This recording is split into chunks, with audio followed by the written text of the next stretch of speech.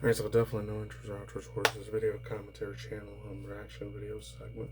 If you guys truly care about myself, you truly ever has there about myself, like, share, comment, the bell notification, write something on my Twitter, Instagram. If you truly care about my reaction review segment stuff here, subscribe, just in case my old school fanboys and fangirls out there. The YouTube algorithms fortunately screwed you guys over. It'd be great if you come along back to me in case the subscription thing happened. Please resubscribe back again. I'm begging on my knees, please do it. And then it'd be great if any of you guys could come back again. My original fanboys, fangirls, and watch guys, watch girls on the walls, my fanatics, my followers, my viewers, my watchers, my people that stuck with me from day freaking one, my original supporters. Great to come back along me on this journey again. Anyways, Meowscarada, this is why this illusionary predator has 100% success rate. This is from 2.5 weeks ago. I thought it was 5 days ago, so I miscalculated on that one. So I might have like 2 news articles, and that's probably it. It's not gonna be really long. It's gonna be super short, sweet to the point. So without stumbling or trying to freaking stalling or BSing around, just jumping this thing head first. I hope it's awesome. Hopefully it doesn't make any mistakes, but he might make mistakes because he's an AI freaking thing. So hopefully the animation's good. Alright, let's... Small creatures move without fear. They forage openly, calling to one another. There is no sound of pursuit, like no shadow stalking them.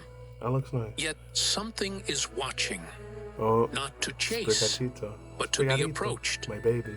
This is not a predator that hides. This is one. This is the one I actually started with on Scarlet too, so of course I love the hell out of Sprigatito. And it's funny because I don't even like cats. I'm not even a cat person in real life, but when it comes to like Pokemon and Yu-Gi-Oh cats or Digimon cats, it looks so much more extra badass. I wish this is how feline cats looked like in real life. Then I'd be more appreciative to cats in real life. Unfortunately, that's how I am. Makes you believe you are safe. And that's why I started with this. In the quiet undergrowth of a dense forest, near the base. This is my #1 best, greatest grass type besides tree growing Bulbasaur. A moss-covered tree, a small shape rests in dappled sunlight. Oh. Its coat is green, patterned with lighter markings that mimic the play of light through leaves. Really, really good. The eyes are wide, round, non-threatening. What? The posture is calm, almost lazy. This is Sprigatito. Beautiful, man. I love and it does not look like a predator. The body is compact, barely a foot tall, built low to the ground with soft paws and a small, rounded face. Gorgeous. There is no visible aggression in its expression, no tension in its limbs. To most creatures that pass by, it appears harmless. A young herbivore, perhaps, or simply part of the vegetation itself. This appearance is not accidental. It is survival. I don't like that design. Sprigatito does not hunt through speed or strength. It does not stalk or chase. Instead, it waits in areas where prey Pokémon frequent, near water sources, berry patches, clearings where bugs gather. And it does nothing. It simply exists, calm and still, exuding a faint plant-like scent that blends seamlessly with the surrounding foliage. Curious creatures approach. A small Pokémons investigating the scent. They do not perceive Sprigatito as a threat. The coloration matches the environment. The posture suggests vulnerability, not danger. The lack of sudden movement reassures them. And Sprigatito waits. The strike, when it comes, is brief and decisive. My God, it's gonna take a single pounce, faster than the prey can react, ending before fear even registers. There is no prolonged chase, no struggle. By the time the other creatures notice, Sprigatito has already retreated into the undergrowth, prey secured. Oh man. This strategy is effective not because of physical dominance, but because of deception. Sprigatito has evolved to exploit a simple truth. Prey Pokémons survive by recognizing threats. If the threat does not appear threatening, it is ignored. And they give it a weird, like, but this is only the beginning. Give it an orange, like, as Sprigatito matures, as its body changes, and its behaviors become more complex, the deception deepens. What begins as passive camouflage evolves into something far more deliberate. What emerges is no longer content to simply wait. It begins to manipulate. Floragato florfelis, the flowery feline.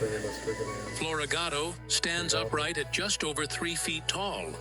Its posture no longer low and passive, but elevated and agile.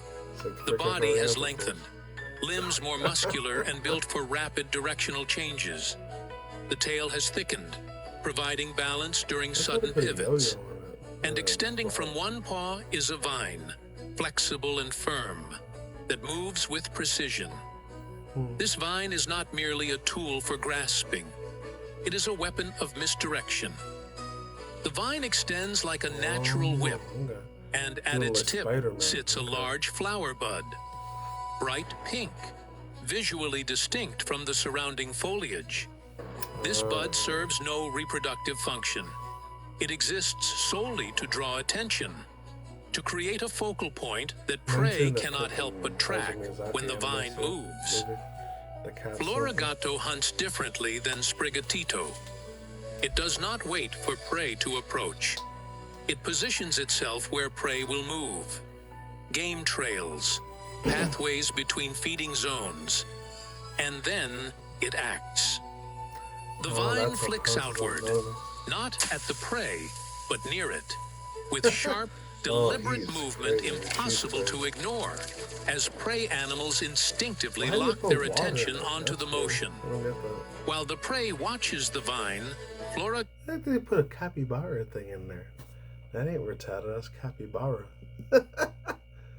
moves from a different angle, repositioning silently and exploiting the blind spot created by divided attention until it reaches striking range before the prey realizes the vine was never the real threat. 4 pieces of chocolate. That sucks. All right, hold on one quick second. All right, we're back again. Let's keep going for the reaction. Becomes more refined over time. Floragato learns to vary the timing of the vine's movement, to use terrain and shadow to obscure its own position, to create patterns of distraction that prey cannot predict. Each hunt becomes a calculated manipulation of instinct. But even this is not the final form. The body continues to change. The behaviors continue to evolve. And what was once simple misdirection transforms into something far more sophisticated. What emerges is not just a hunter, it is a performer. And the performance is lethal. Oh, please be good. Meowscarada deceptiflora. The deceptive bloom. Meowscarada stands over 5 feet tall. That one looks really, really nice. And that's just safe. Its body lean and built for precision. The cape-like fur around its neck and shoulders has developed a reflective quality, capable of bending light in subtle ways. And in its paw, it carries a floating green spherical bulb topped with a blooming pink flower. The reflective fur camouflages the connection between paw and bulb, creating an illusion that the flower is floating freely in midair. To prey, the bloom appears detached, drifting, a curiosity, not a threat. No. It released the Quaxly's Paldea form? Clodsire? No way, can't do that, man. That's not how it worked in the game. This is a fan fiction of somebody's imagination. That's not how that works. Maybe he's the Goldie and the CK Magikarp, but not Cloudsire, man. Like, come on. And the thing looks way different. It looks like it's more of a weed plant. It doesn't look like a little ball from a cactus, so they got that part wrong. Locks onto the impossible sight. The hunting method is deliberate.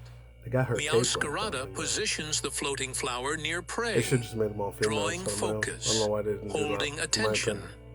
The prey investigates, mesmerized by something that should not be possible. They do not notice Meowscarada approaching. They do not notice the bulb being placed.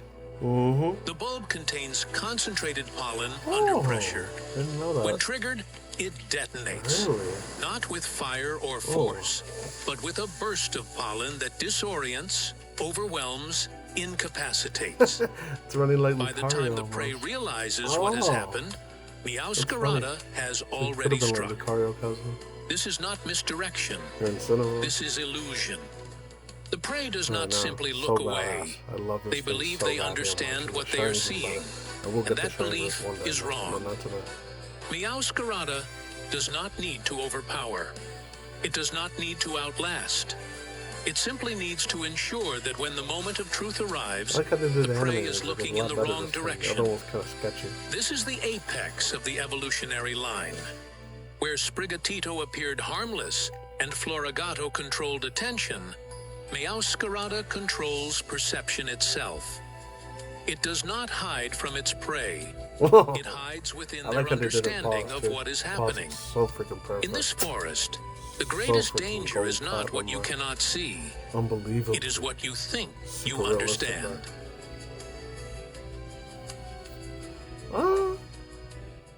That was so badass. Look I like out how for they sign- did her tail thing in the end like that, though. It could have been better. Hold on. Very quick millisecond, I promise. Alright, so the first bit of news, I haven't read this thing in a really long time, but my Nintendo news, I haven't read them in like a week, maybe a month.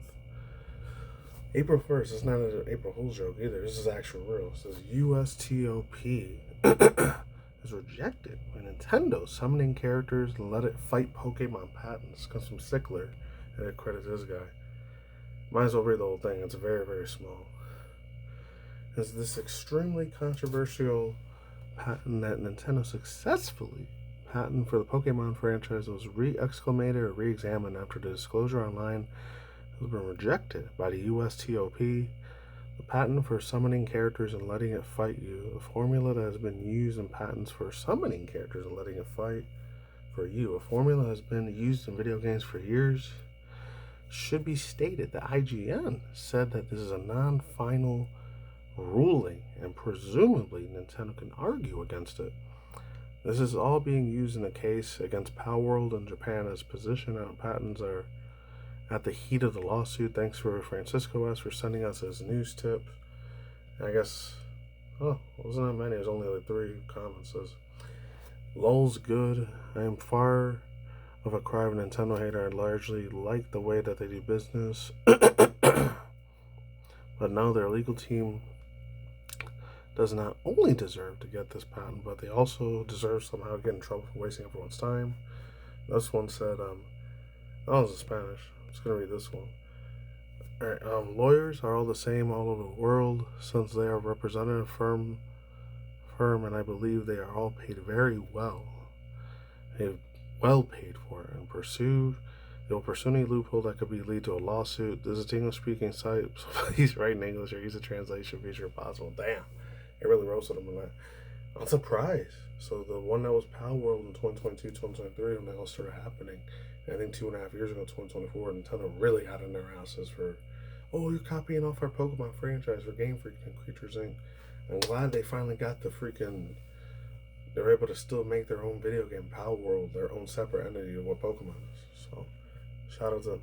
I usually don't really care about this anime too much, but I thought they were going to fight against Joseph Bizarre Adventure, but I got a credit to my boy either Just Kush or Omni, aka Steven Silverberg, for letting me know about this earlier. So I'll see if I remember to link to our video down below. My boy Omni. So he said it about for his subscribers. The Steel Bag runs JoJo's Bizarre Adventure anime second stage. It's weekly released this fall. This comes from Daryl Harding from Crunchyroll News. So I'm just going to read the first 2 paragraphs here. You guys can read the Twitter tweet X post there. Next part of the Steel Ball run, JoJo's Bizarre Adventure, is confirmed. Netflix announced on its accounts that the second stage of the adaptation of Hirohiko Akira's popular series will be released this fall, though no date has been yet revealed. It says Netflix also confirmed that they are planning, quote, quotation marks, planning a split core release across the entire run of the episode, unquote, though again, the statement is vague whether or not it refers to the series past second stage, would also call the next courier, or the next second stage itself. The statement also thanks their fans for support, saying, quote, your passion and enthusiasm means a great detail into everyone involved in this preparation. There's more to that. Yeah, I'm not reading that whole entire thing, but hey, for any JoJo's Bizarre Adventures out there, this is your blessing in disguise. It's your early freaking Easter Sunday special It's a surprise. A miracle from heaven. I didn't really care about that one. It's just nice because there's a bunch of memes in it. It bored the heck out of me, man. I know it's like a billion trillion memes, and it's like as big as the One Piece series is. There's like thousands and millions of episodes of JoJo's Bizarre Adventure. It started in 1987, 89 too. It didn't even start in the 2000s or 2010s or early 2020s. It started way before that, but I think it was only in Japan at the time. In the early mid 2010s, I think is when it got translated in English dub. So that's when I got more popular in the United States. Years after I was out of high school and I was still in my junior, senior community college, and then college university, because I was done with my first 2 years already. And I don't know what the hell the whole deal was about JoJo's Bizarre Adventure. It was just fucking weird, and just it never really appealed to me that much. You got to be a certain special type of person to like JoJo's Bizarre Adventure. If you like it, more power to you. But for me, it put me to sleep half the time. I tried to give it like 500 chances and still didn't do nothing for me.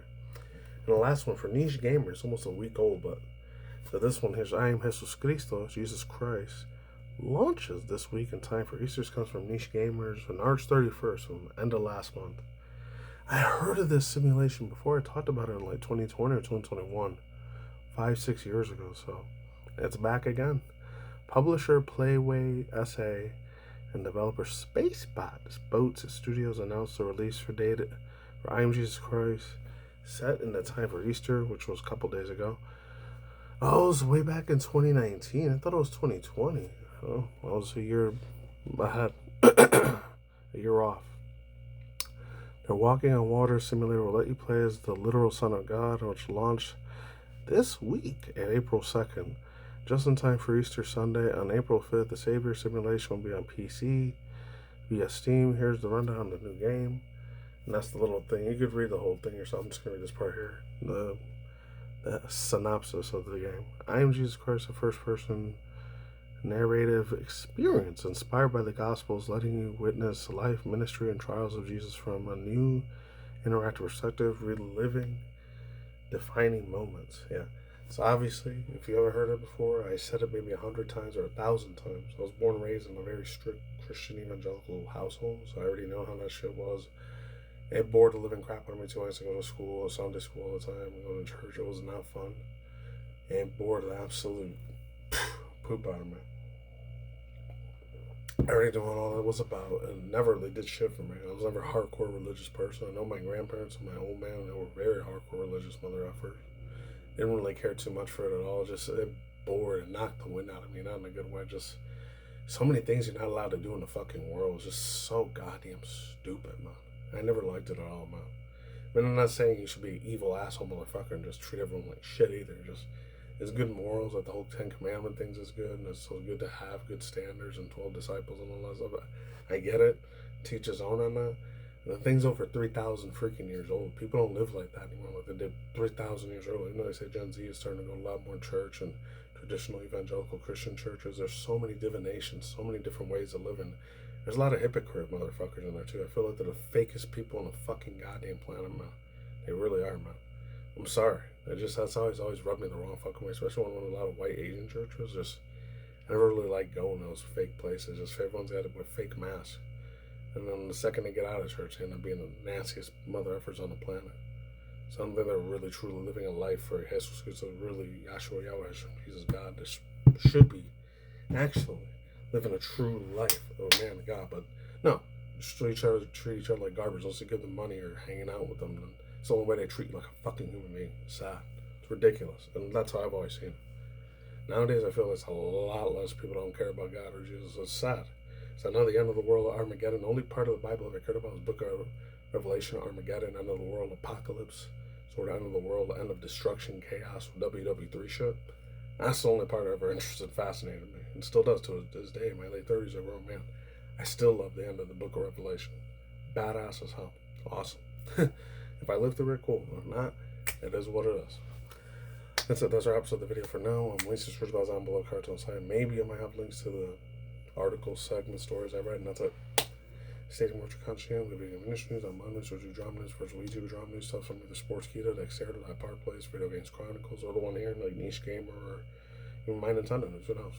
And once in a while, must be some very wild video response news, super hyper wild reaction segments I did in the last video, or just simple plain reaction view commentary segments, chilled, mellow out ones like, indie cartoons or indie video game news or indie animation stuff like this one, this video commentary, or stuff from video game industry news, video game trailer viewing stuff, Hollywood movies or 3D 4D animation movies from Hollywood, film reaction review segments as out, and reaction review segments to rant videos too.